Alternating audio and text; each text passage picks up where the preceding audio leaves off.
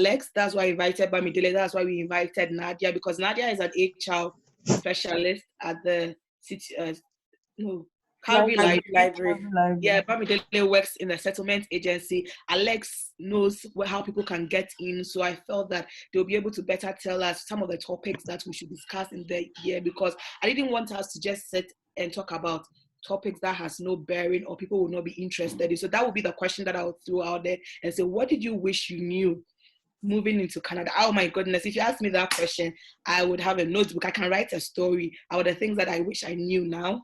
And so then we would discuss those things, topics that we should talk about, or people that we know that can come in and help us with those topics. So it will just be a brainstorm where we would just talk about ideas. And then after that, Barbara will give us the vote of thanks, and then that will be a wrap up. But then just some few guidelines. We would want the conversation to be very respectful. So we will not talk over another person whilst they are talking. We'll be very responsible for the things that we say and the impact that they have on others. We'll be mindful of what we say and how we say it, so that we are just being very respectful and we are not disrespecting anyone's views. Nothing that anyone says here is, excuse me to use the language, stupid or ignorant. That's what everyone thought they would know. Maybe probably someone thought that, oh, I wish I knew more about sex before I moved to Canada. And that is a good reason, especially because you are from Africa. The word sex is kind of forbidden. So no, not, maybe probably that's what I wanted to know more, how to have sex in Canada. So no, whatever we say is not stupid or anything. Okay, I think we can go online, and then Nadia will join us when we do. Thank you all so much for joining us. Hi, Deji. And Royal, whoever you are, hi.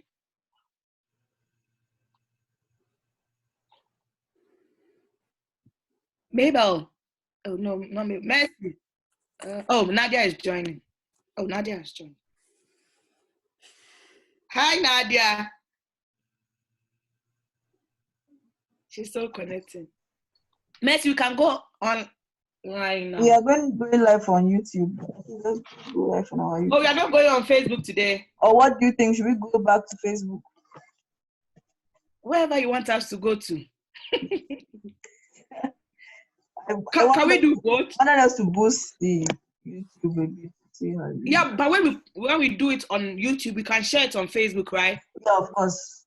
Let's go to YouTube. Okay.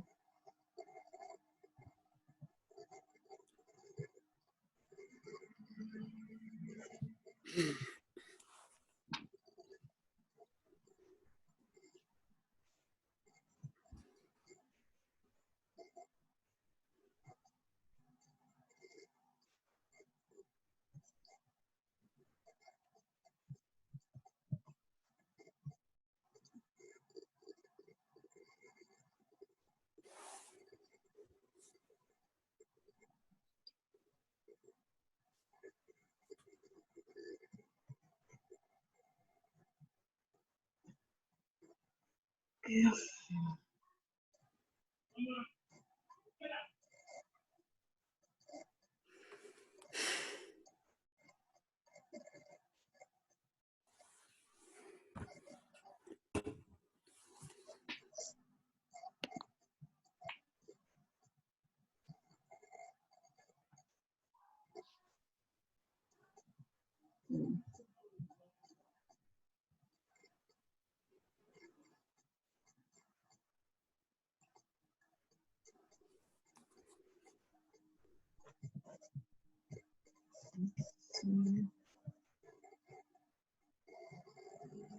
Still loading.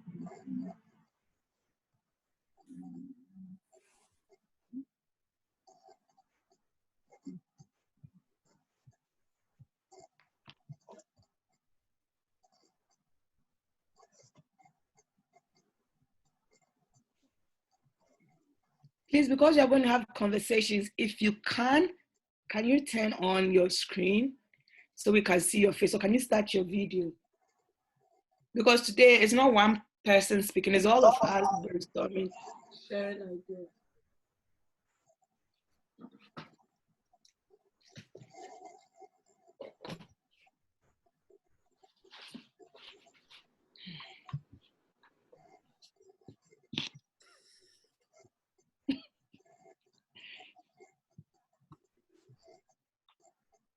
Mama Buki. Oh, I'm so tired. I can see you.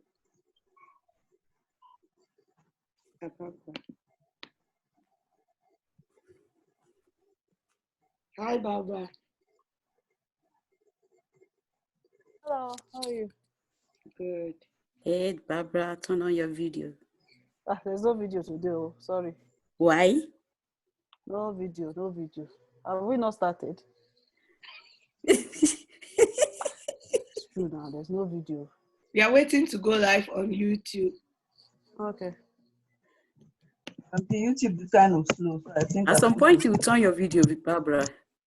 I'm going to switch to Facebook. It's slow. Then it's not working. It's not loading fast. But I don't wait. Okay. I'm on Facebook.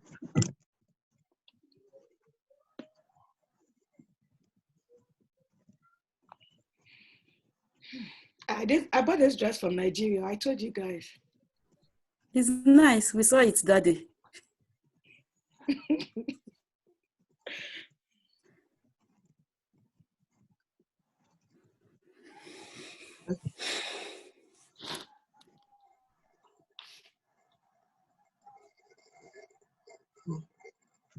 Yeah, we are live. Hi, everyone. Welcome to our virtual party, African Connect's virtual party. I mean, it has been a very, if I can use the language, crazy. It has been a very crazy year. I know some people said, oh, this was the best year of my life. I know others were like, oh my goodness, I don't think I will count 2020. And if they turned 15 this year, they said, no, they're still 14 because you're not counting 2020. But in all, we are alive. I feel like regardless of how the year went, the fact that we still have life. So there's this adage in my culture that says, oh, and so the fact that you still have life, you can live, you're able to survive and you can still thrive. So that is very important. So welcome all of you to our virtual party. And before I even do it, I just want to thank the team. Oh my goodness, the team that I work with. I know that usually it's just my face that you see because I moderate the program, but I have an amazing group of women. I know I'm into diversity and all, but for some reason, all the people on my team are women, and it's just a full house of power that move Afri-can Connect. We've had such a great year at Afri-can Connect, and I just want to say kudos to them. First on the list is our Vice President, Buki Auntie. We just want to say thank you so much. All the crazy ideas that you see us implement, Buki, she's just a powerhouse of creative ideas. Sometimes when we sit down at the table, the ideas that Buki would, what if we do this? Let's do this, let's do that. And so even this was one of her ideas, bringing this online. So many things that we do, so many of the funds that we've gotten. Buki is like, let's send this idea there. So I just want to appreciate you so much. Bukula means God has given me wealth. Thank you so much for your support to Afri-can Connect. We really appreciate you. Thank you so much. Next on the list, in no particular order, is Barbara. Mama Barbara, if you don't bring the receipt, she's our account officer. If you buy something, you don't bring the receipt. If you buy something, she will test your name. What did you just use the card? She is making sure that we are using the funds for the right purposes, and we just want to appreciate it. The number of times that Barbara and I have slept around 1 a.m. just trying to finish up a report or just trying to finish up sending a proposal. Thank you so much, Barbara, for all your work. And I just want to appreciate you for everything that you do for us. We really appreciate you. Yay. Next is Mercy. Oh, all the posts that you see on our social media page. I just started a business with my sister and I'm supporting on her social media page. It's crazy.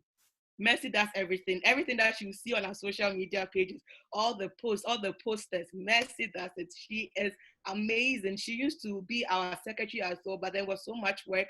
And so just imagine her doing all the social media things, doing all the posters. If you got the COVID package in some months back, she did the booklet that came with it. Mercy, we just want to thank you. Even if we go live, if we have any technical issues, she's our IT stroke, creative stroke secretary. Amazing. Thank you so much for all the work that you've done. I know sometimes I text you as late as whenever and I say, please don't read this, even if you can see it, read it in the morning. Thank you so much for all the help that you do. And then we have Mabel. Mabel, we just want to thank you for everything that you do for the association. So Mabel currently is running, single-handedly running our Christmas COVID package. She's doing amazing. She's our current secretary now. And I just want to thank all of you. We couldn't have come this far without your help. And although I'm the face, I wanted people to know that there is a story at the backstage, and there are powerful women that push me, that bring the ideas. Oh, let's talk about this. Oh, I know this. Oh, I'll connect you to this person to be our guest speaker. I don't do it all. And I really, really appreciate all the hard work. We have one of our board of directors here, Nadia. Nadia, we just want to say thank you. I don't know if you can show your face, but we just want to appreciate you. Hi. We can't see you, but we can hear you. God. Hi, there I am. I'm technical difficulties. I've got picture in the background. I'm just switching to a laptop. Hi, everyone. Hi, thank you so much for everything that you do and all the wonderful ideas, for always checking. Sometimes she'll just test you. What are you guys doing? What is going on? I hope you guys are doing well. We are supporting you, so keep on doing all that you're doing. So thank you, Nadia, for all the push. We really appreciate you. Oh, thank you. And so, yeah, and we recently have realized that there's been some racist comments going on our page. We just want to put it out there that as an organization, a registered non-for-profit operating in Calgary, we do not condone any racial, sexual, or homophobic comments on our page. We strive to have a very inclusive environment. If you have anything racist that you want to say, please keep it to yourself, and we would really appreciate that. So today, to start off our Christmas party, we'll have Buki tell us a little bit about Afri-can Connect as a non-for-profit. Thank you. Hi, everyone. Yeah, like Animo rightly said. Are you hearing me? Okay. My name is Buki Olubukola Adewumi. I'm also a member of Afri-can Connect. So before I start, I want to wish every one of us Merry Christmas. Though it's been a wonderful year, it's been so tough, but I have a principle. I always look at things from the positive side of it, no matter how tough, how challenging the situation might be. I remain hopeful, and I remain very positive. And that has been very helpful. It has been pushing me through. And I pray that God will see every one of us through gloriously. So I want to thank, though it's not time for me to say thank you, but I still want to say thank you to all our wonderful speakers. You really made this organization so powerful, very impactful to as many that are listening. Oh, we can never forget the day Bamidele came on the show. Oh my God, everywhere was blown out. We say thank you so much. Thank you to Mr. Alex. You've been so supportive, very supportive. Many people will send message to me. I'll say, oh, go to Base Point. And the result has been very amazing. I want to say thank you to Mr. Adewale Adewumi. God bless you. Thank you for being there. So also to my wonderful president, the Animwa, Mercy, Barbara, Mabel, you are amazing. You are an asset to me. God bless you all. So I just want to briefly talk about Afri-can Connect. I don't have anything formal. I don't have anything official. I just want to be saying it the way it flows, right? So Afri-can Connect came to life precisely July 11, 2019. Yeah, it was an organization that was born out of compassion. When we realized what we are going through as an immigrant, especially the professional ones, they came to Canada with high expectation. So on getting here, a lot of challenges here and there, Canadian experience. Oh, your credentials is not recognized here and there. So many people, as a result, many people are underemployed. Some are not even employed at all. We have a lot of challenges in this area. So we decided to come together.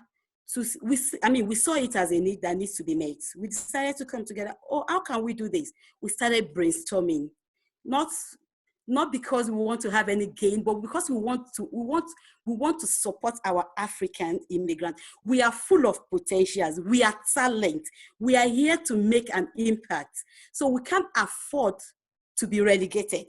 So we don't want, we want to break that glass ceiling. We want to move to the top, even in our career.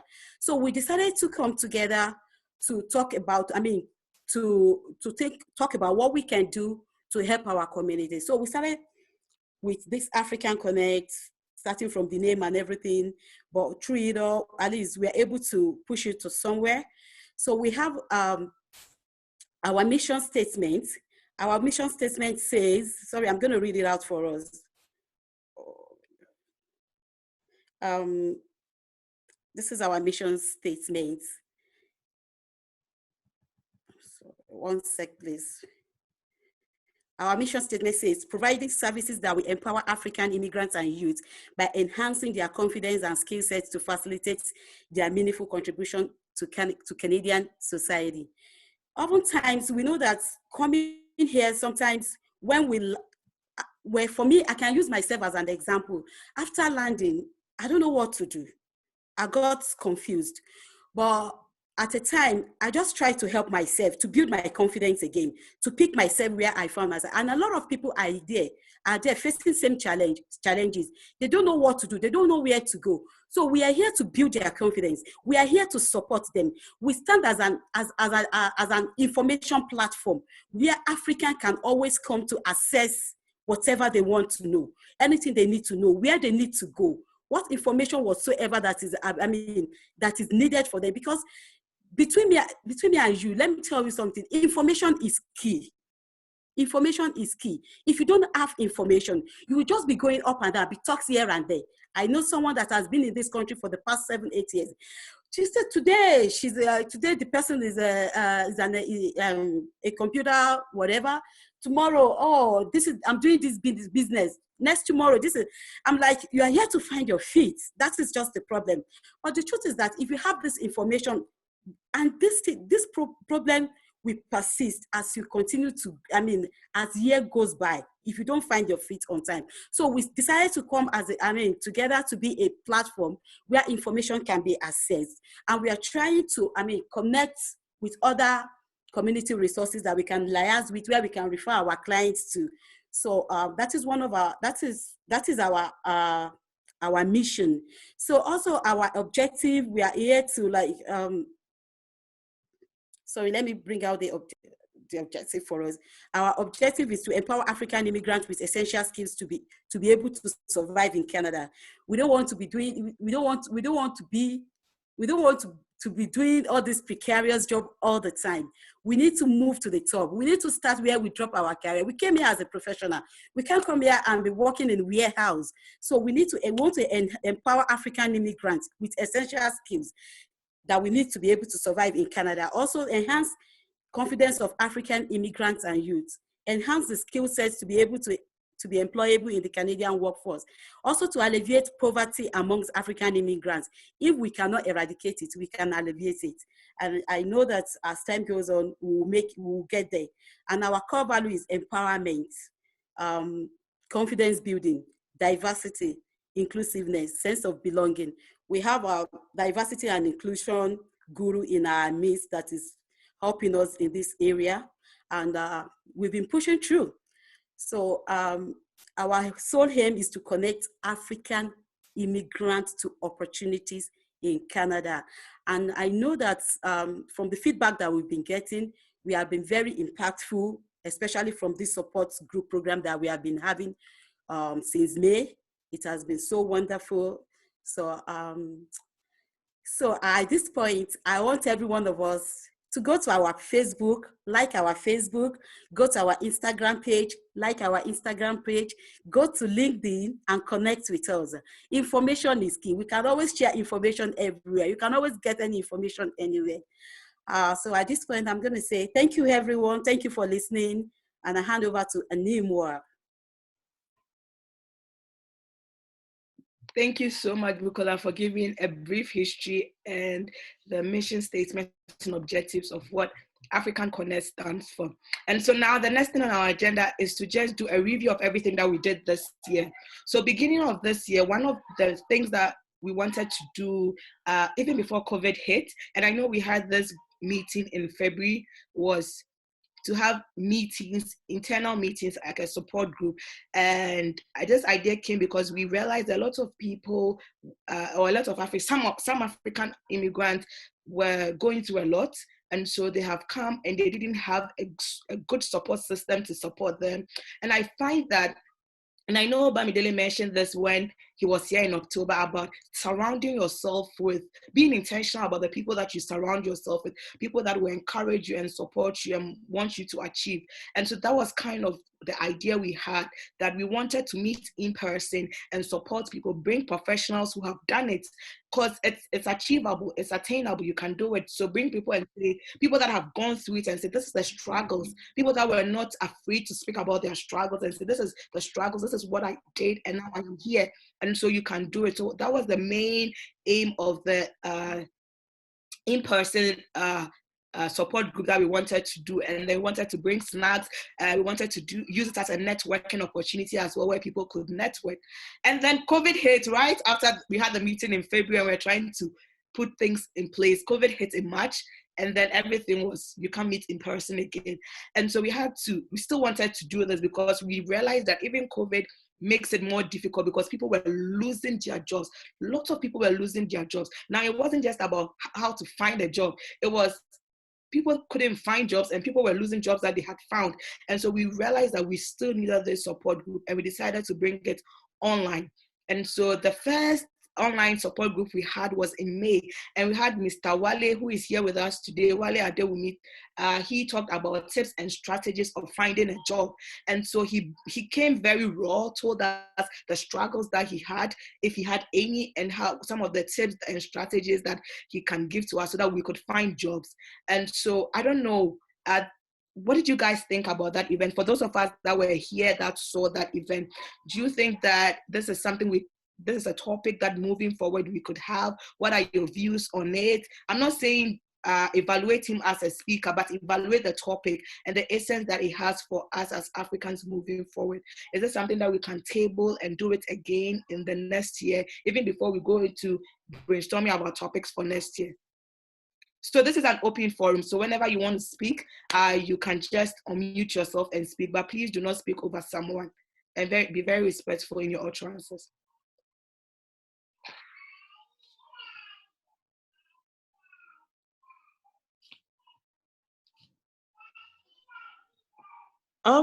I think it's a great idea. It's Nadia here. Hi, everyone. To continue, because, you know, the season we're in, well, not season, but pandemic has meant a lot of job losses, and there are people who are looking for support. So whichever way we can offer that, I think that will go a long way to help people. So I would say, yes, absolutely. It was great. And it's something, if anything, that's an area we should continue offering more topics and discussions on. Okay. And so I think that was the first, and it was a success. It was a huge success. It was amazing, the kind of feedback we got. And so the next month, which was June, we brought Osagi, Godwin Osagi, to talk about how to be an entrepreneur in Canada, because we realized that not everyone would like to look for a job. Some people have entrepreneurial minds. So what is the right process? How do you get your business registered? And so he came and he talked to us about how to be an entrepreneur. And he told us about his struggles, the fact that he had to do that as a side business whilst he had his own business. And when that was big enough to support him, then he let go. And so that was what we had in June. In July, we had a safety professional come in and talk to us about being very safety cautious, because COVID had gone to the higher extreme.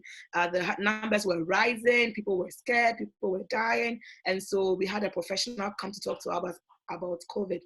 Then in August, I know, when we started this, everyone thought that it was just a way it was more like advising people how to immigrate.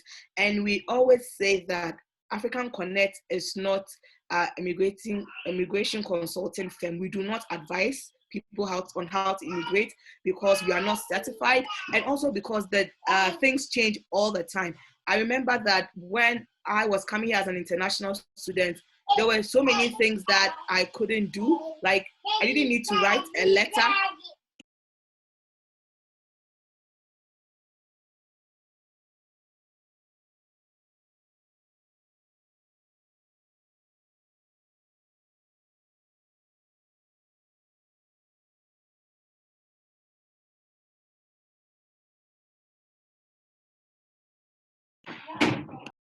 I am so sorry. So, but I was talking about how to immigrate. When I came here as an international student, there are so many things they are demanding from international students now that they did not demand from me. And so things change all the time. And if I decide to advise you, I'm going to advise you on a process that happened over 8 years ago, which is different from now. And so we had Alex from Base Point Immigration Services come and talk to us about how to immigrate. And it was an amazing experience. If you are watching us and you want to immigrate to Canada, please connect with Base Point Immigration Services. Their contact details are on our Facebook and Instagram and all our social media pages. You will find them. They will be your best plug for how to immigrate to Canada. Afri-can Connect as an organization do not advise people on how to immigrate. We can only support you when you are here. So that's what we had in August. It was great. In September, we had Margaret talk to us about mentorship, the role and the importance of mentorship for Africans. And in October, we have Bamidele come here. And I mean, he just totally blew our minds about some tips and strategies of how to survive. And I think he gave 7 powerful topics. And that's what we had in October. Last month, I know we had a discussion on how to build your credit, the importance of credit building and how to go about it in Canada. And so that's what we had last month. And this month we just decided to have a virtual party. We asked everyone to bring something to drink. And so whatever it is that you're drinking, you don't need to tell us, but just bring something to drink, even if it's water. And then we can brainstorm moving forward. What are some of the topics that we should talk about?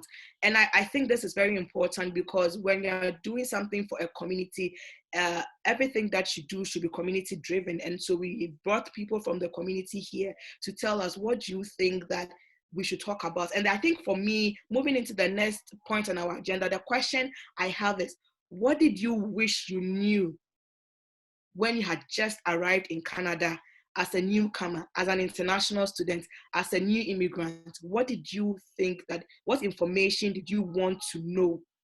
And so that is the question that I have for all of us. So anyone can go. Based on that conversation, we can say, this is what I wish I wanted to know. So then this could be a great topic for us to discuss moving into the new year. We are hoping that we can plan something out for the year. And if you have anyone that could be a guest speaker to speak on the topics that we are going to brainstorm, you can also say, maybe this person can come on and speak about this topic. So I've thrown the question, and now I want everyone to open up. What did you, because majority of us here are in Canada, and so what did you wish you knew as a newcomer, someone that had just come to Canada?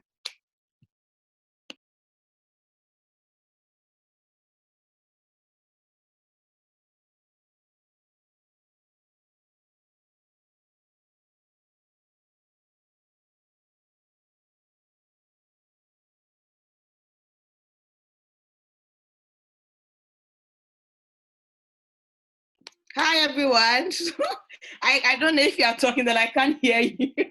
What did we, okay, I will go first. Also, for me, as a new international student, looking back now, what I wish I knew then was maybe conversations around how to move from an international student and be a permanent resident. So that's what I wish I knew, because there were a lot of conflicting information running around. And so I wasn't so sure. And for some reason, I just stuck to the information that was running around, that, oh, you just need to finish school and then you need to work in Canada for a year before you can apply to be a permanent resident. I never heard about the express entry then. I never heard that with my work experience from back home, I could just apply.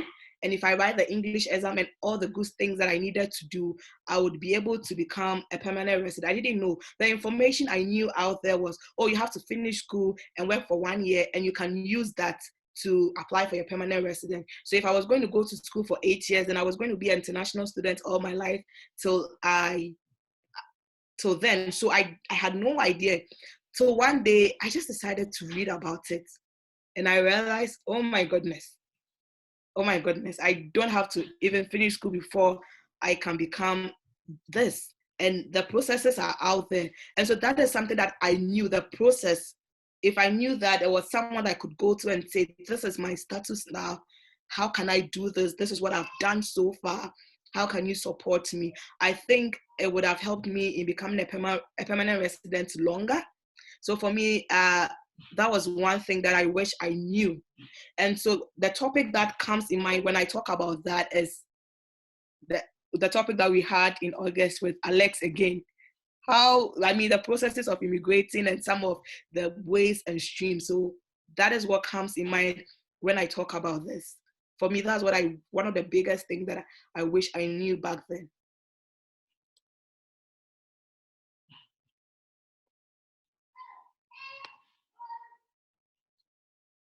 Anyone?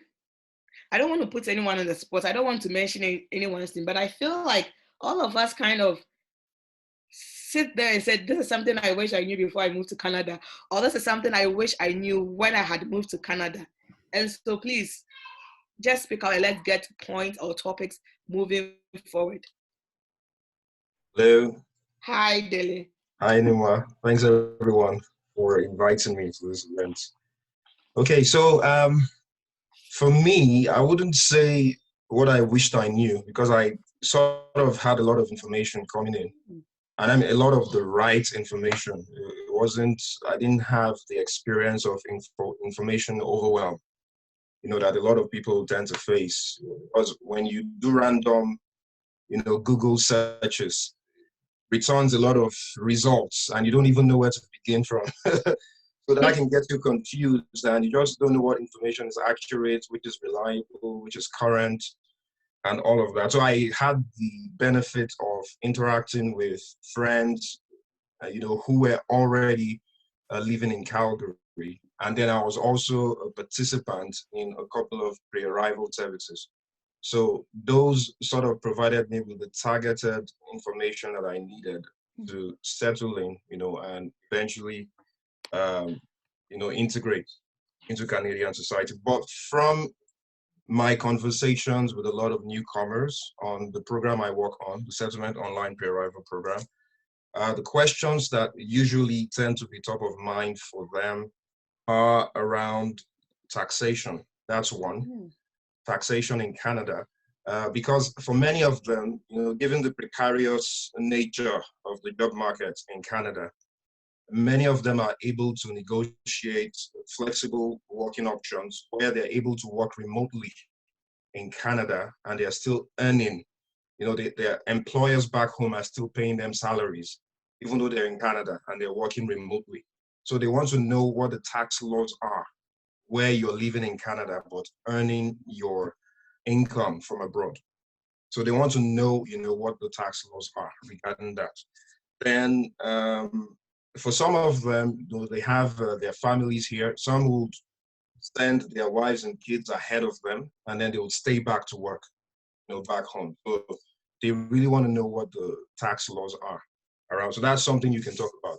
This comes up very frequently in my conversations with newcomers. The second is education. A lot of newcomers want to know when is appropriate to actually seek additional education. I think there seems to be a lot of misinformation, on social platforms that if you don't have Canadian education, you cannot secure employment, which is not true. That's not true. So there are jobs, for which having Canadian education might, be an advantage for you. But that's not always the case. So people want to know, this question comes up very often in my conversations as well, if it's necessary for them to go back to school, get a Canadian master's degree, or, any industry any industry specific, academic qualification here that will position them for success in their job search. And the third is career transitions. A lot of people do not know where to begin. Like for some of them, they do want to settle in a place like Calgary, but the job market, the labor market does not offer sufficient opportunities in the fields in which they have experience. So they know for sure that they will need to transition to other career paths. So they just want to know what alternative career paths are viable and how they can make the steps they need to take, the practical steps they need to take, make the transition happen. And that also ties into education. So they also want to know what funds, what grants are available, what scholarships are available, how they can access these grants to either get further, get additional education or training, professional training to make the transition happen. And then the fourth is accommodation. A lot of newcomers, I didn't have this experience when I came in, but more recently, a lot of people I meet with, the people I talk to are usually outside of Canada. So they would say that they've heard from recently landed friends and family that it's become an uphill task securing accommodation in Canada, that a lot of landlords would ask for referrals from previous landlords, which obviously they do not have, considering that they are new to Canada.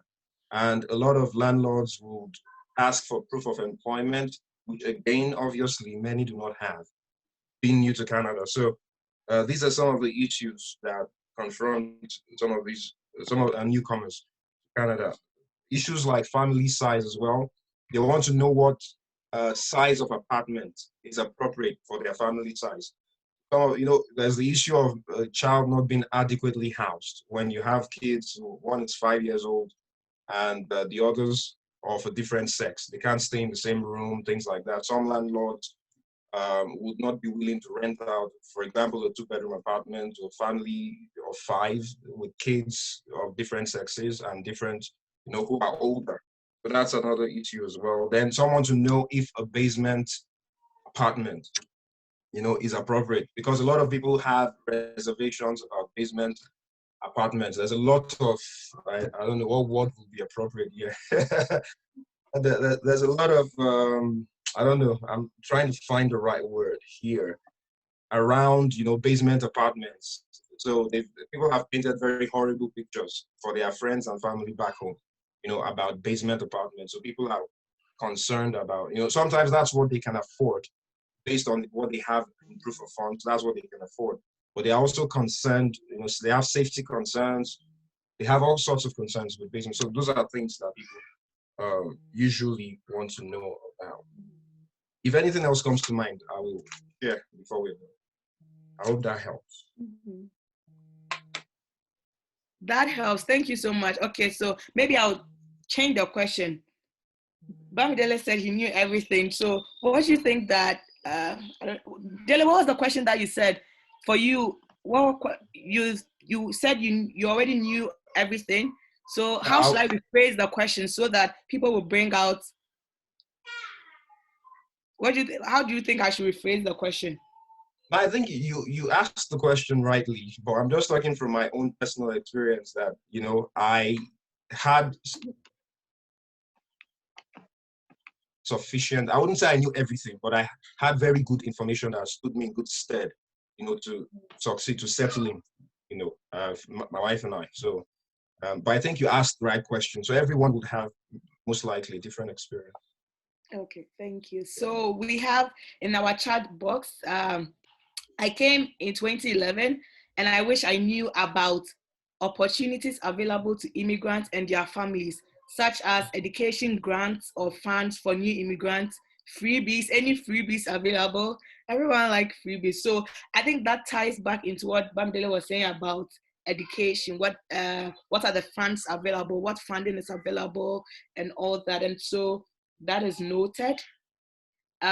Maybe the person also wanted to know more about child benefits and education savings plans, and that is very important. I was recently talking to someone, and the person told me the same thing, that I wish I knew about the child benefits all the money I got for my children, I spent it. My husband and I spent it. And then when our children started going to school and they were asking for money, we had no money to give them. And I was wondering what was happening. My children said, you should have saved the money you have for us. And now my children are done with school and they have student loans and bills. And for them to be able to pay the student loans and bills, they are staying with us. And so they can't even go out and rent because that rent money they are using to pay.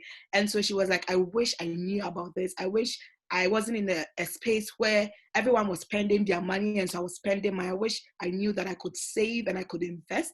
And so I think, thank you so much for sharing. That is one important topic. People are actually spending their children's tax benefit money and they are not saving it. So yes, and okay, so and I wish I knew about the financial and credit system, about mortgage, about credit cards, about tax and tax savings. So this is coming up again, and so this is something that I think we need to talk about mortgage especially. And it's funny, and I have a funny story. For some reason,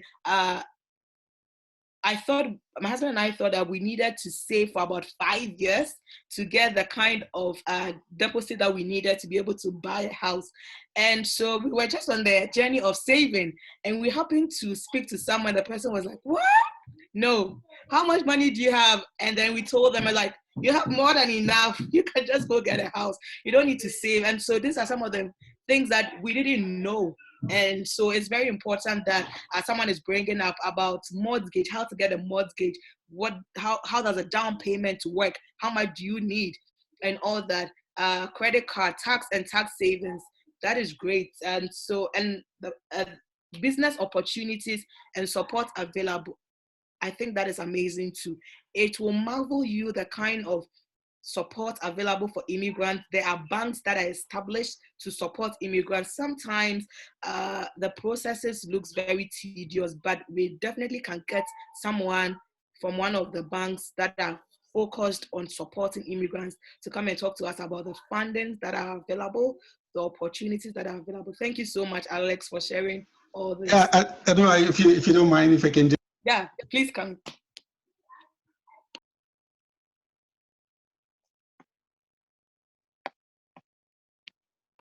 We can't hear you for some reason. You are not muted, but we can't hear you.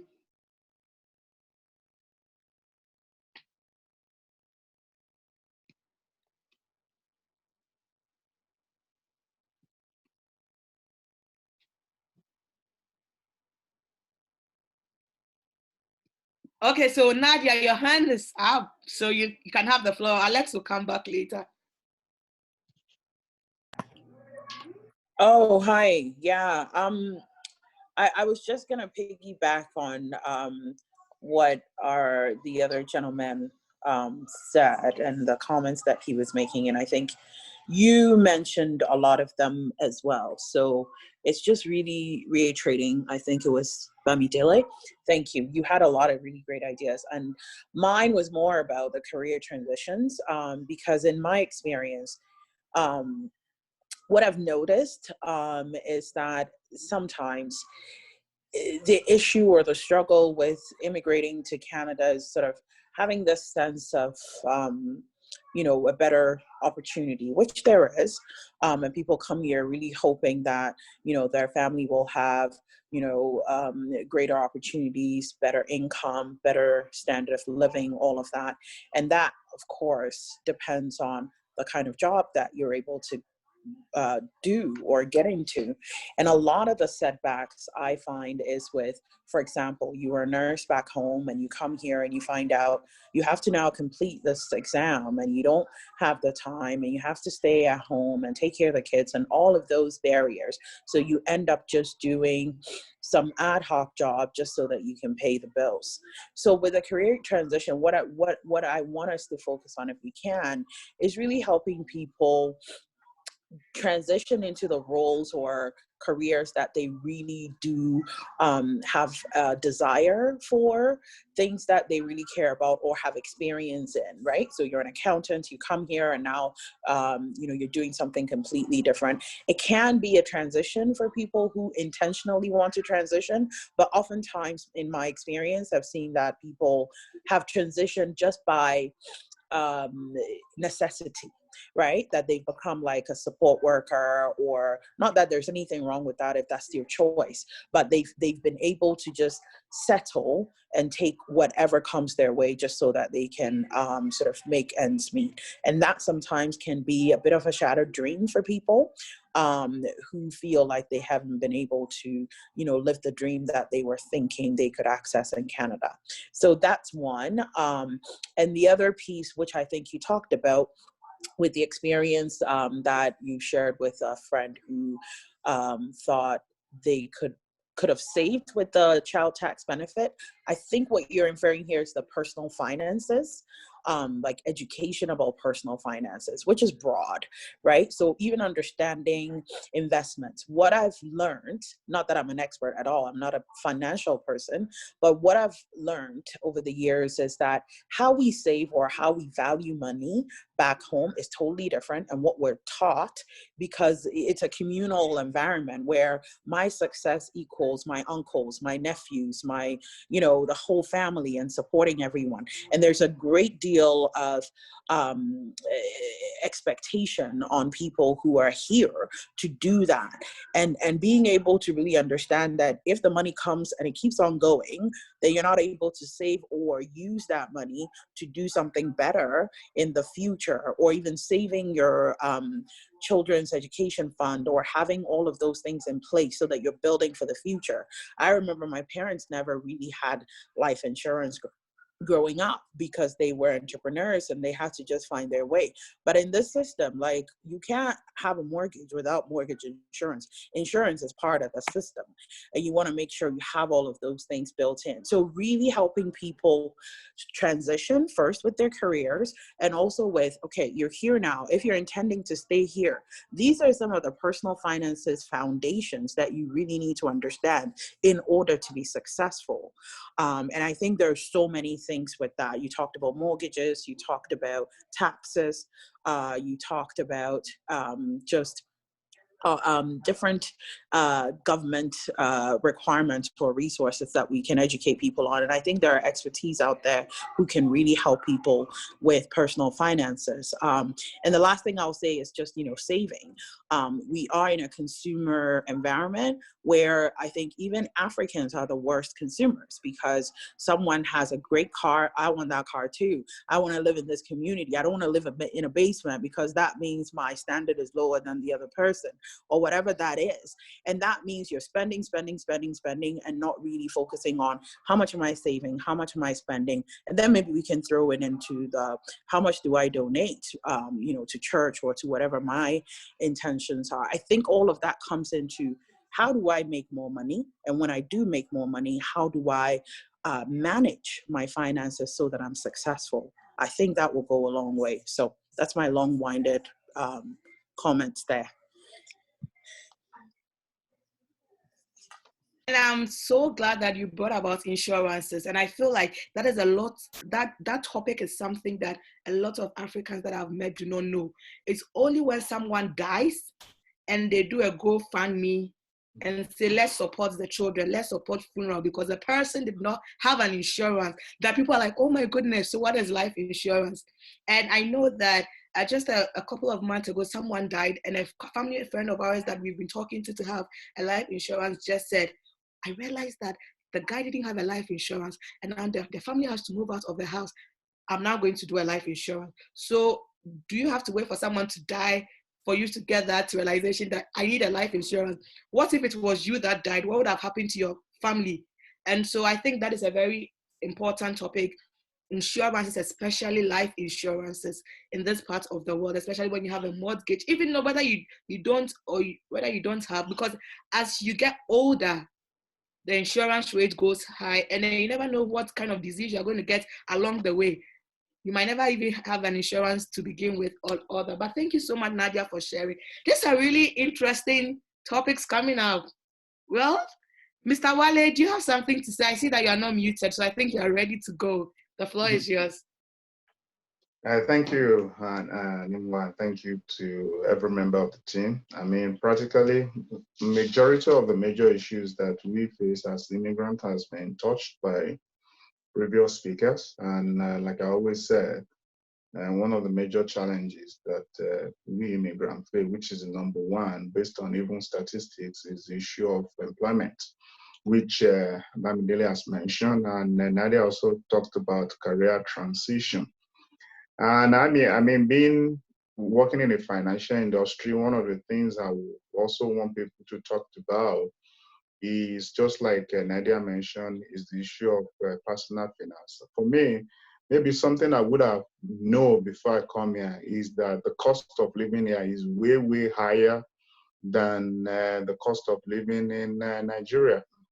I was having a chat with someone yesterday, and the person was like, they came here and they were medical doctors, and when they came here, they were in the process of trying to get their certification to become a medical doctor. But they realized that what they pay in Nigeria as their annual payment for their rent is actually going to end up paying 2 months' rent here in Canada. So it is now obvious that whatever they put aside as rent here, based on the previous rent they were paying over home, was grossly inadequate. So as a result of that, a lot of people find themselves in a situation whereby even though they do not want to do those precarious jobs as was mentioned before, but they are also pressed on every side by the virtue of the fact that the funds available for them is not enough for them to be able to live comfortably. And you mentioned about the issue of uh, setting aside the payment that people get from children, which is the desirable. The desirable expectation is that people should be able to set aside those child benefits as savings for the children. But the initial challenge is settlement, survival, and so those child benefit comes in as a form of opportunity for them to get food on their table, to be able to meet their obligations. I think it's only when you have been able to meet your current obligations that when you can talk about savings. And so when you see immigrants come in and they're trying to kind of like set their food ready, get everything ready, then the initial set challenges is just making sure they survive. And so, but for me, what I'm just like Bamidele said, maybe like I was telling to someone, what helped me was that when I came in 2015, I had the opportunity of not staying permanently. I had to shuttle between here and my own country for 1 year. And I think that helped because I used that opportunity as a learning curve for me to see what people are going through here, why I still have my job, though I paid dearly for it in terms of my tax, because at the end of the day, I realized that I pay tax in Nigeria. And by the time I'm filing my tax here, I got a tax bill that I needed to pay also, which is also important that a lot of people know about tax, just as Bambila has mentioned, because people don't factor that into their plan. And but the beautiful thing is that I was able to know that I can actually pay my tax, be instrumentally, without having to cough everything out at once. So I think those are the issues that you have mentioned, which I think is good. And the other issue that I want to mention, and for me, something I wish I knew and I would have said to him, is that when I was in Nigeria, I was into stock markets. But when I get here, I kind of like struggle, even though I work in financial industry, to see how I can get into stock market. And I was having a discussion with someone about a month ago when I said, when I started knowing about stock, I realized that if I have bought Zoom stock in March, which was $80 in March, and in December, that same stock is selling for $400. I just realized that I could as well, if I've invested like $20,000, I could have well made more than half of the annual income just having that stock. So I think another area is for how do people do investment, just like Nadia mentioned, personal finance. How do you invest? What kind of investment? How do you get into stock market?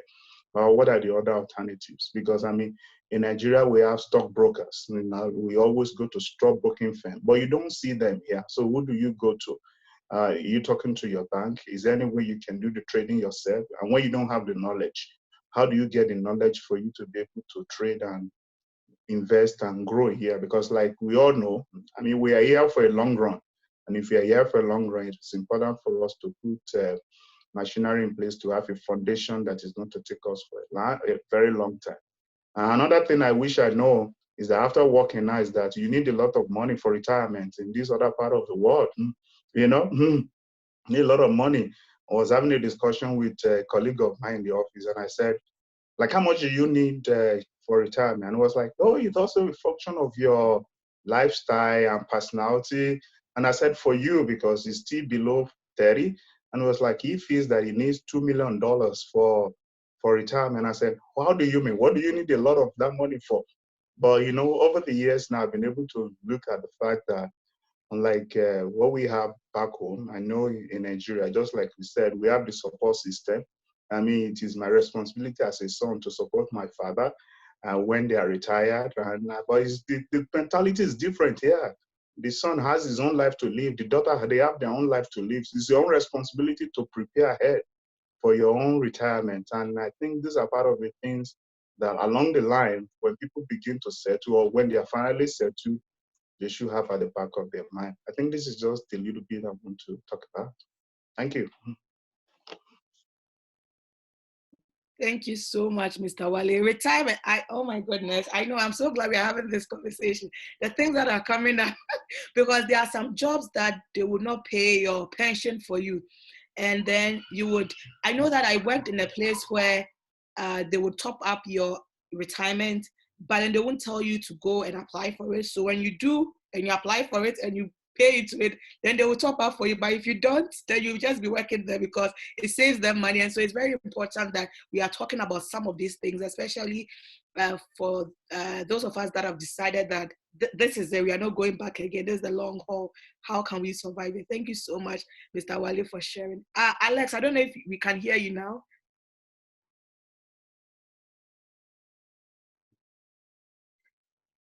I don't know, but you were, yeah, we still can't hear you.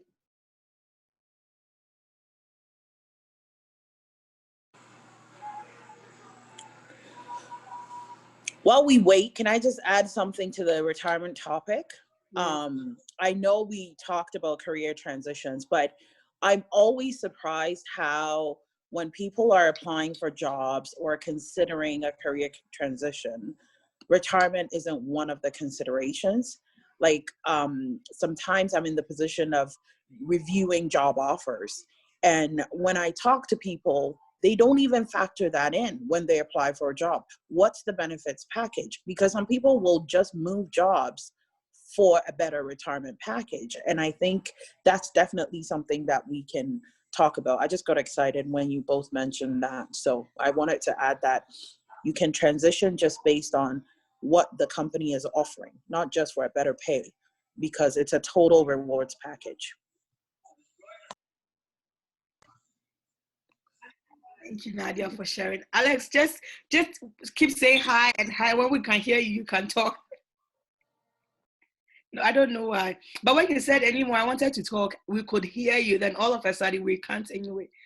So the floor is still open. We can take questions. We can take suggestions moving into the new year.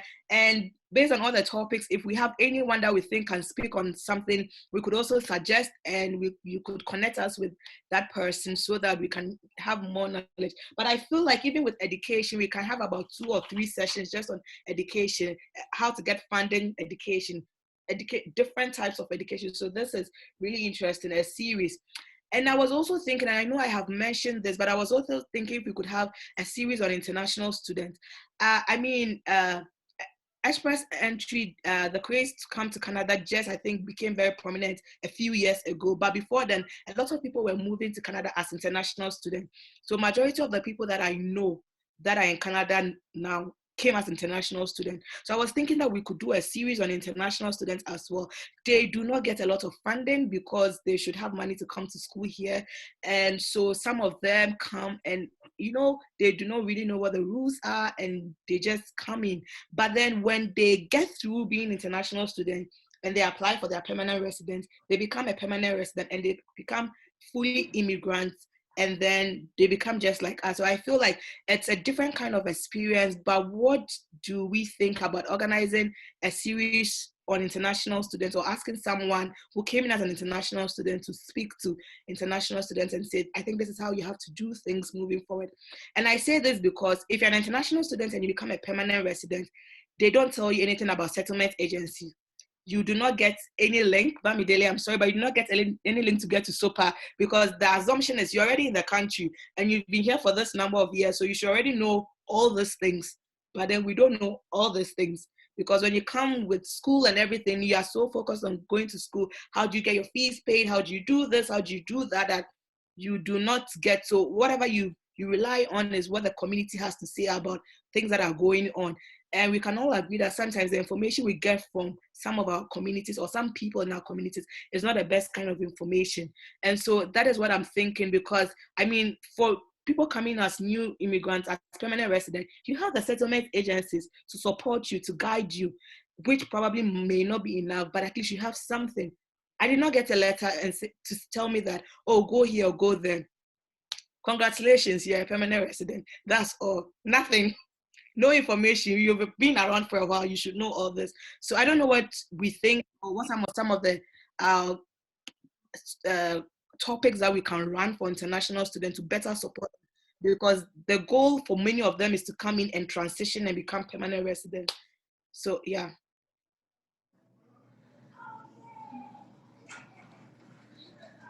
What topics do you think we can run? Is this a great idea to have a series for international students? And if it is, what kind of topics that should we run? Anyone? Yeah, anymore. Yeah, you are a passionate international student that landed here. So first of all, it's a good topic. It's a good series, and recommend you as our speaker as well to share your experience. I second that. Yes. You are the prime international student case. In our midst, So, yeah. Yeah, you have the first-hand information. You know the struggles. Okay, thank you. So we wish that. Hello. Alex, Can you hear me? Yeah, we can hear you. All right. Sorry about that. I've had to, let me see. a lot of feedback. Yeah. Echoing. Hello, can you hear me? Okay. Let me step here. Let me just see.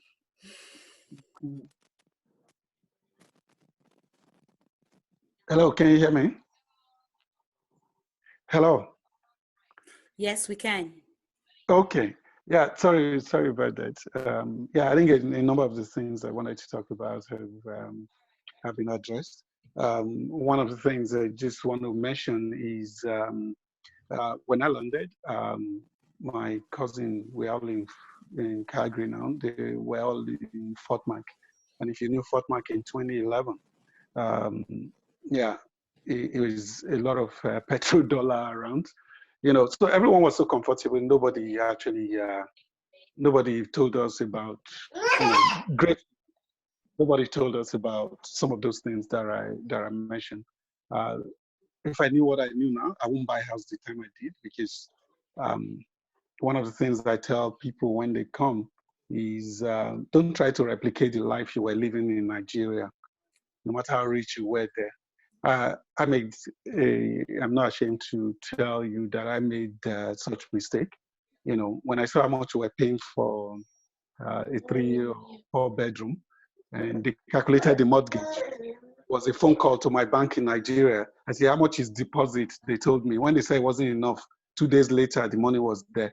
You know, but what you do when you do those things is that you actually lose, totally, you lose a whole lot of benefits as new immigrant. You know, if I knew what I knew, I used my Nigerian money, to start life here, so much so that even some benefits my children were getting were withdrawn, because you can't be living in an $800,000 house. You have 2 brand new cars, and then so when my wife complained, it was like, CRO says, sorry, you're living $800,000 house. This was less than a year when we came. One thing, we wanted to furnish house, $20,000 cash. We just paid and all of that, right? You look back and you're like, oh, but we just came. Why is this person getting this and you are not getting that? Yeah, in 8 months, you've shown that you're a millionaire. So why would they give you anything? So, like my brother Wally said, it's just good get into a place, stand with one leg, try to understand the environment. Back home, it's only boys, right? It's money. You have money in your pocket and then you do what you do. But this whole system, it works so differently. So getting a good understanding of what it is and not trying to do yourself is an important one. When my wife eventually wanted to go to school, somebody we came together was able to get a grant, but they told her no, she couldn't get. So it was later we started understanding the financial system, and by then certain things had gone. One of the things I also told myself, having worked for many years in Nigeria, was that within 3 years, I was going to start a business of my own. But having gone into mortgage, having gone into all kinds of things and all of that, by the time I was ready to go into business, the businesses that I really wanted to, and they say, yeah, it's $100,000. 1 year before, I could have put that money down cash, but now I have it in mortgage, right? That is not paying me anything, right? So, and based on that, you just continue to postpone the opportunity because there are certain credits you go into in this town. It's almost like going to jail. It deflates a whole lot of other things that you have. We have that mindset that I must live in my own house. We're talking about people who do survivor job, and I see a lot of people trying to go into mortgage and go into long-term. By the way, my background, I'm an accountant. I was FCA before I left Nigeria. I see people trying to use their short-term income to fund long-term, to make some long-term decision. It's wrong. If I'm here and I want to do my CPA, I'm not going to do a mortgage because I'm working in Walmart, right? I'm not going to go into certain things. I will want that the thing that will give me my long-term income. I will want to key myself into it before I start making it. I won't go and take a brand new car based on my survivor job. I won't take certain decisions, certain financial decisions that will lock me in and then make it impossible for me to get to that real goal that I want to get to. So I think it's a good thing if we make this a topic. What are the things you need to watch out for? And the one about education, it's so. I do immigration and I hear stories and it's so painful. People come here for 5 years. The school they were going into, they didn't know it won't give them postgraduate work experience. And after 5 years, they have to go back home because the school they've gotten themselves into does not have postgraduate work permit. And some, when they finish, instead of applying for their permit, they continue to work with their student permit. And then when it expires, yeah, there are some things that you can do within Canada. You have to just go back home, and God help you when you go back home and you're trying to apply for things here. But great topics, and I also support everybody that our moderator will be a good one to also lead us on that. If you then want to get support from other people, maybe you want to get an educationist, you want to get somebody else to support you. But I also vote that you become our chief speaker on that. Thank you very much. Thank you so much, Mr. Alex, for going through all that hassle so that you could speak with us. So I just want to open the floor for any final moments, any final topics, so that we can wrap up. Maybe will then give us an update on our Christmas hamper moving forward. Tofik, is there something you want to say? The one on Galaxy 10 Plus? Deji, you are on mute. Okay, yeah. Hello. Hi, we can hear you. Okay, I moved in last year. Yes, so I'm actually assuming I'm so inexperienced to have to suggest. At this moment in time, I think I should learn from each and every one of you. Listen carefully and try tap into the knowledge you have had. But for me, one thing I would like us to talk about more is a plan A, a plan B, and a plan C for employment for newly immigrated people.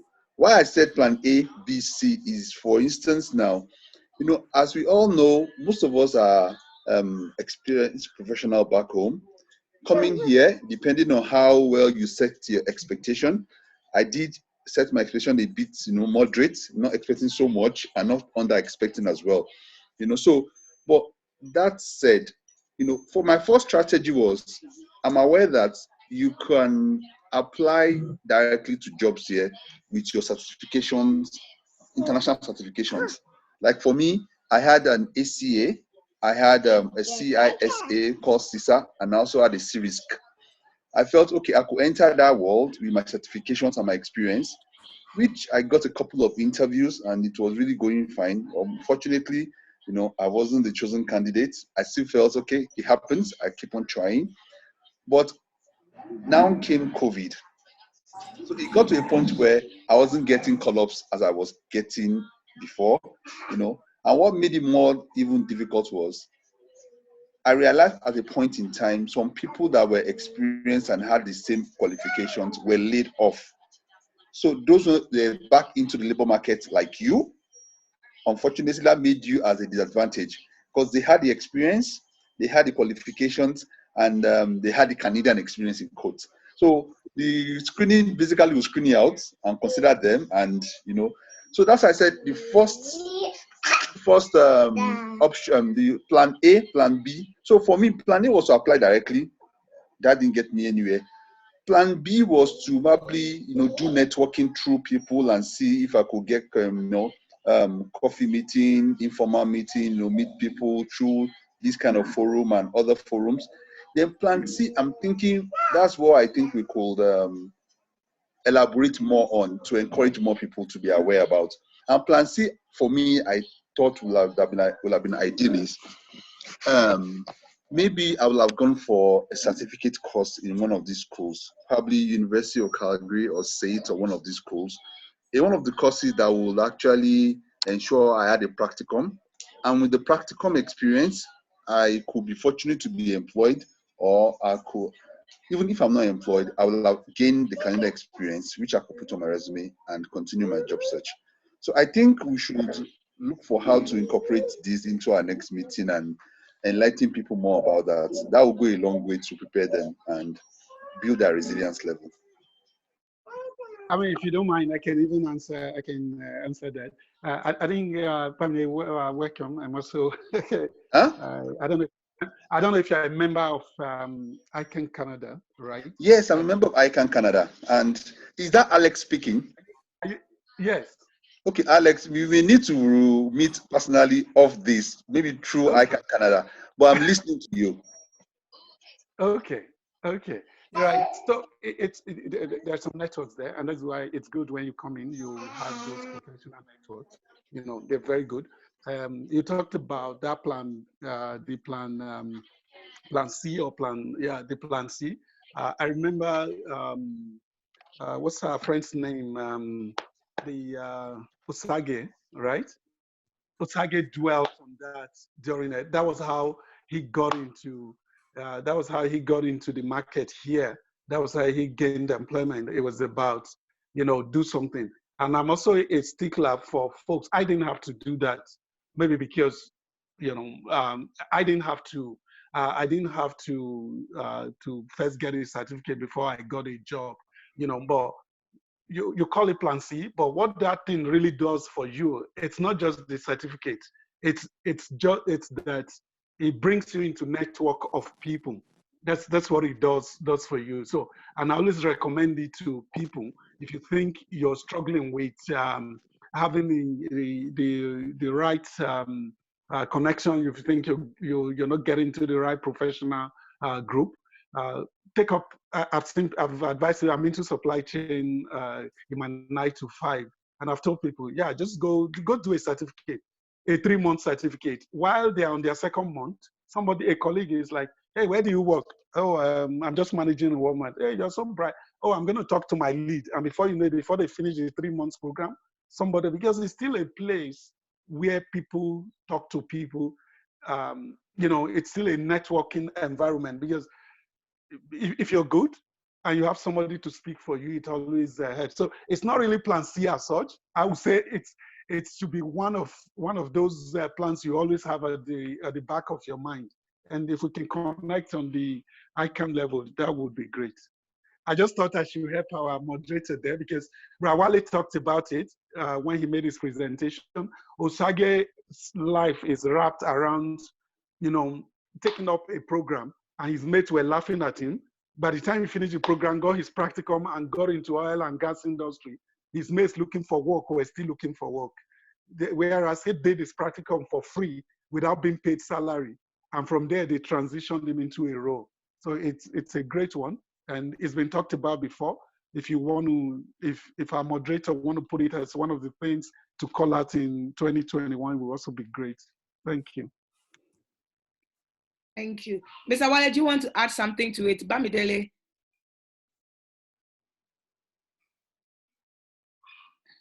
Okay, let me unmute. Okay, absolutely. Okay. For me, I think is well said. And for a lot of people, like you rightly said, I mean, what work for some of us might not be the general case for a lot of people. And what I've realized here in Canada, the more people you know, the better for you. The more people you're connected with, the better for you. And because the truth is that in my office today, if there's a role and there's no internal candidate, and I walk into the hiring manager and I said, I have a candidate, I know that what will happen is that that candidate will get to interview stage. It will not be left for the candidate for him or her to be able to demonstrate that. And especially in Calgary here, I had a friend who when he came into Calgary, didn't get a job quickly, and he got a contract role. I'm on the phone, so it's fine. And he left for Toronto. And after the contract expired 1 year, the guy came back to Calgary, and I said, why did you have to come back to Calgary? He said, it's easier to network here in Calgary than to network in Toronto, is because a lot of people are chasing the same thing. So, and luckily, he was just one of a Nigerian guy who was working in another organization that just chipped in a word for him.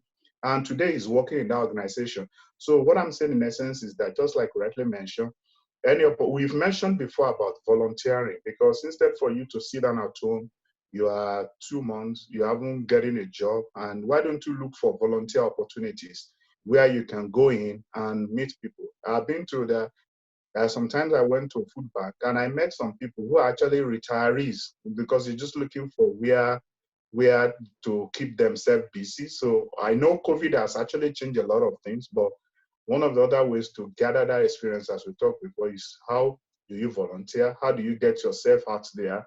And how do you make sure that you are connecting to people? And once you are connected, the more you're connected to people, one of them will click for you. And that's the way it works here, especially here in Calgary. And I know a lot of people who have been here longer than me will be able to say more about that too. Thank you.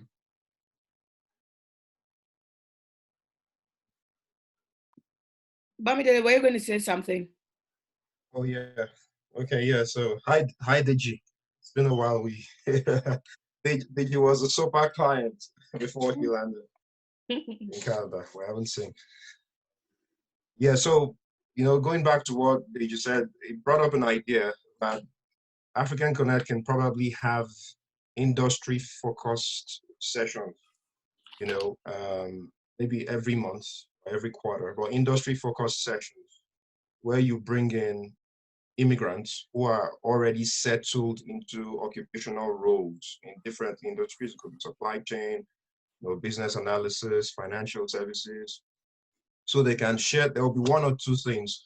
They might not follow the same exact route that the individual, followed to securing a job in the field, but there will be one or two ideas that they can take away from those experiences and adapt to their own situation, to be able to secure a job.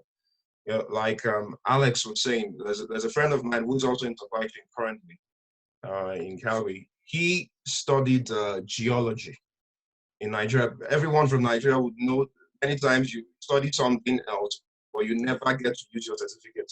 So he studied geology, but never got a job in oil and gas. So he worked as a supply chain specialist.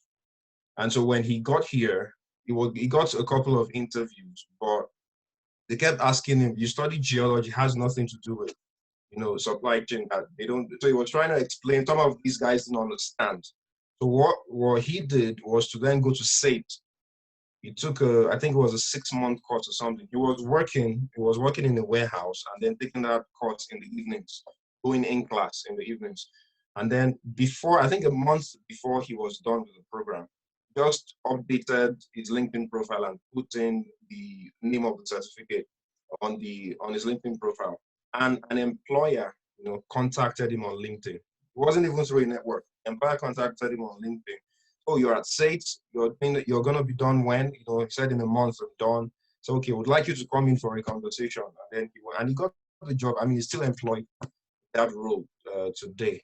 So that does happen for people. Then back to what Alex and Mr. Adewumi have said, networking is big. I mean, people tend to underestimate the impact of networking.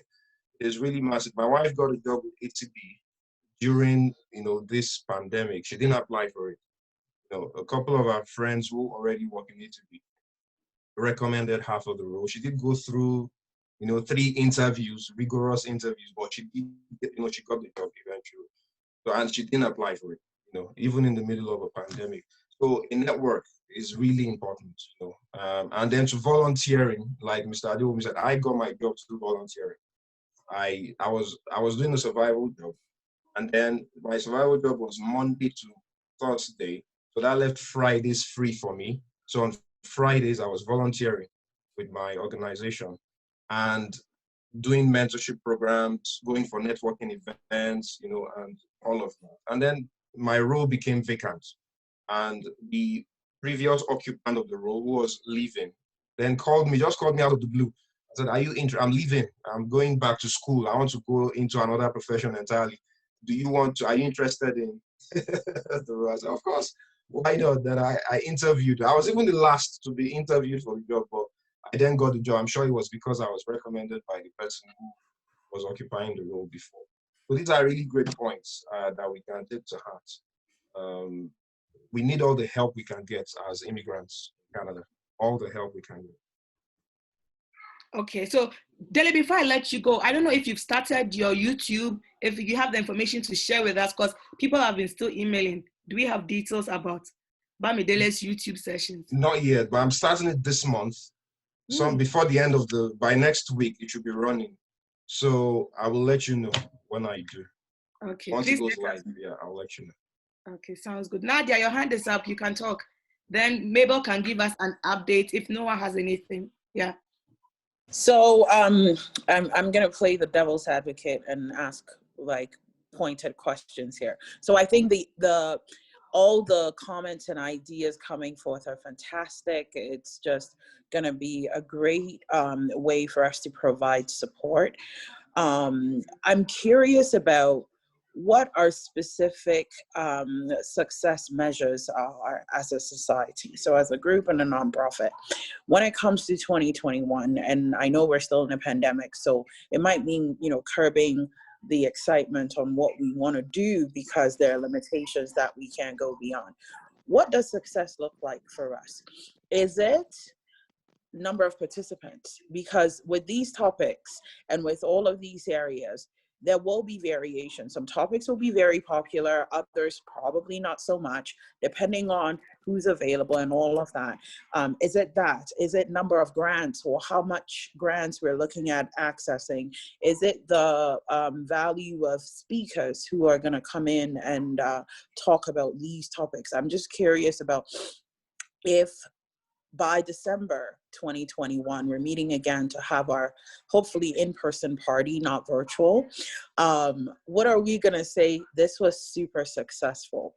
Is it because we were able to run 100 topics? Is it because we got 100 people participating or asking questions? Is it because we got great speakers? Is it because we got grants? What are those measures that we're looking at achieving for the year?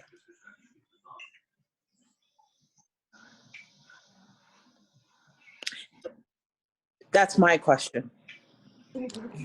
Yeah. So, anyone can take a Mabel, Bookie. Yeah, I was thinking maybe one of our success, maybe it depends on the program, but one of our measures of success can be to look at the number of participants and the kind of comments they make after a specific program. So maybe let's take, for instance, the international students. So number of people who attended the program and the success story, like whether they were able to now know things they didn't know exist for them, and how grateful they are for the opportunity to get access to valuable information like that. I think that can be one of the measures for our success. Thank you. Okay. I think for me this year, there was the story for me. Success for African Connect was the message, the feedback we got. That thank you for doing this event. Thank you for the program. So the feedback that people that listen, even if it was one person, the feedback that we got, thank you. This has really impacted me. This has molded how I move forward going on. For me, it's the feedback that gives me joy. And I know that usually when we go off Facebook and we talk in person, one thing that I dance about is when we get those feedback and people are like, thank you so much. It was really good for me. For me, that is it. Okay, hello.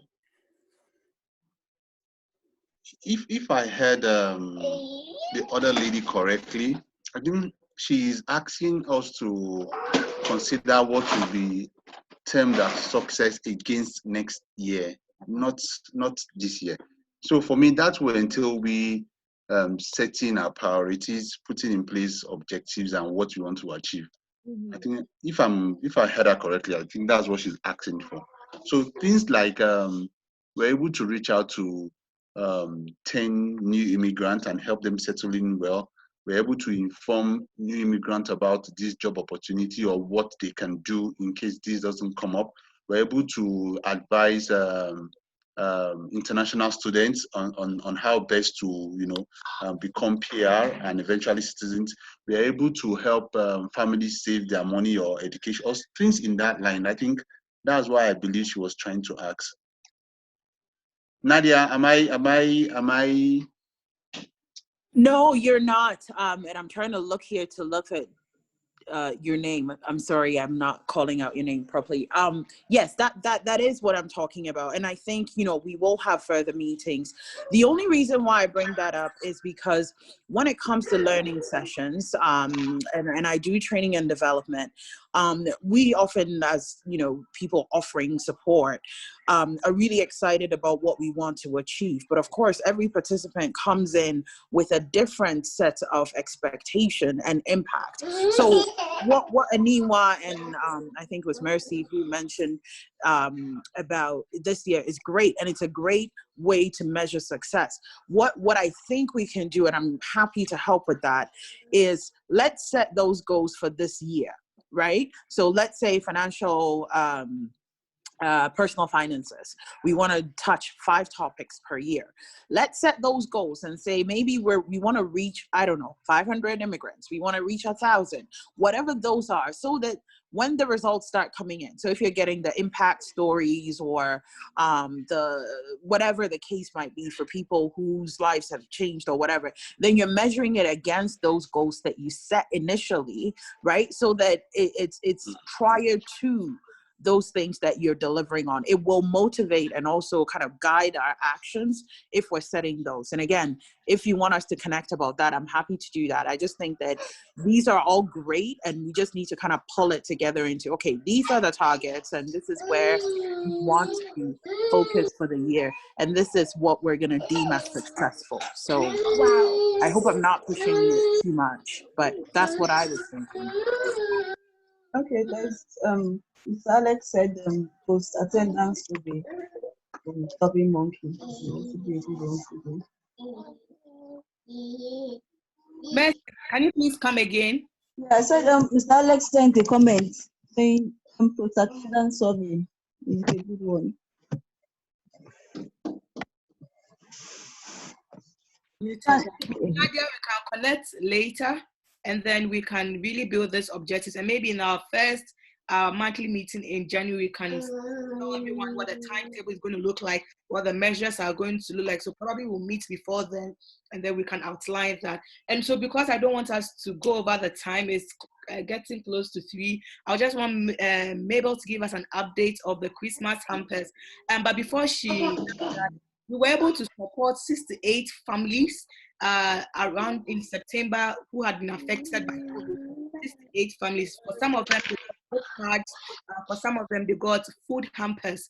And so for majority of them were international students and newcomers who are just come and they haven't found jobs yet. And we were very happy that we were able to do that. We're not going to bring anyone here because we do not think that we need people here to come and say, oh, I got this or I got that. But we were so glad that we got the funding to do that. We are giving Christmas hampers, and Mabel is going to give us an update. I don't know if we still have more to give out and how you can connect with us so that you can get one. But we are grateful to our sponsors, Action Dignity, Calvary Foundation, and the third one I've forgotten. But thank you so much for giving us the support to be able to help Africans living in.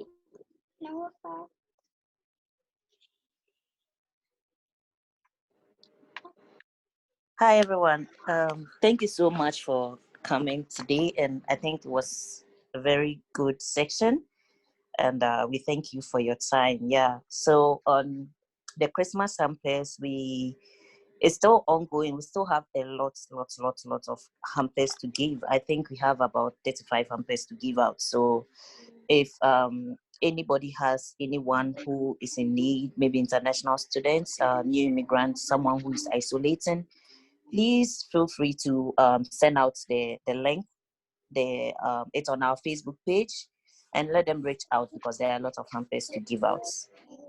Yeah, so we have everything bought and everything is ready to go. We just need the people to go and deliver the hampers too. So yeah, and if anybody can be of help and being the link between us and anyone in need, a senior or an international student, a single parent, and anyone isolating because of COVID, new immigrants, please feel free and send them the link and let them register for it.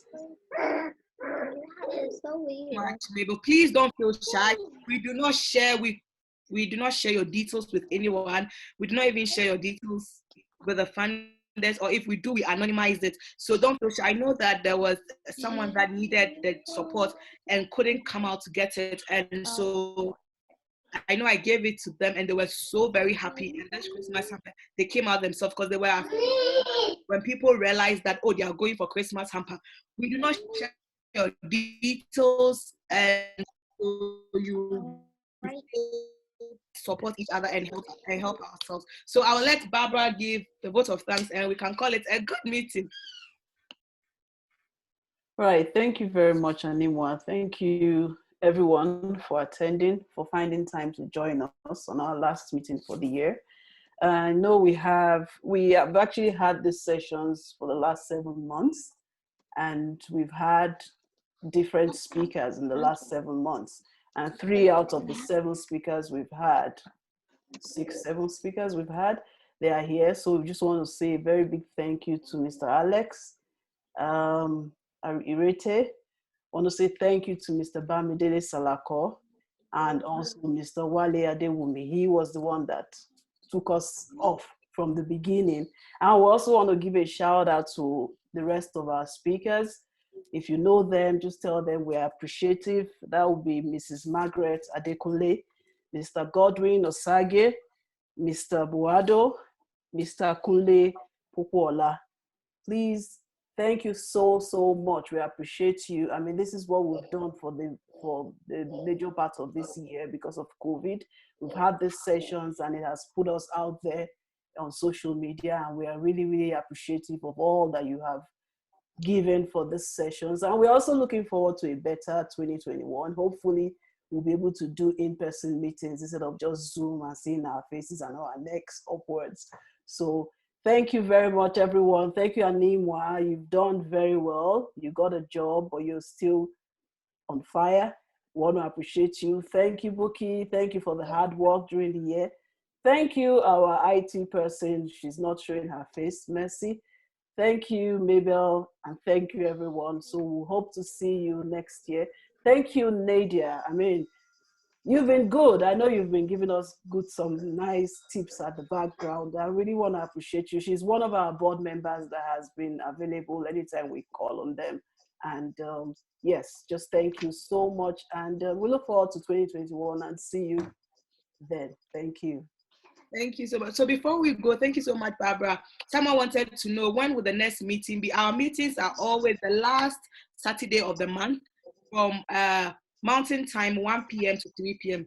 Last Saturdays of the month, 1 p.m. to 3 p.m. And if anything happens or it's a holiday or something, we might postpone it, maybe bring it a week earlier or something. But we'll let you know. All information about me is always on our social media platform, African Connect Society. Thank you very much and enjoy the holidays.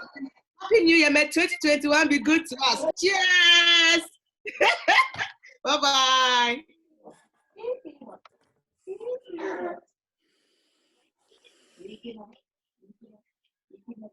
Bye-bye.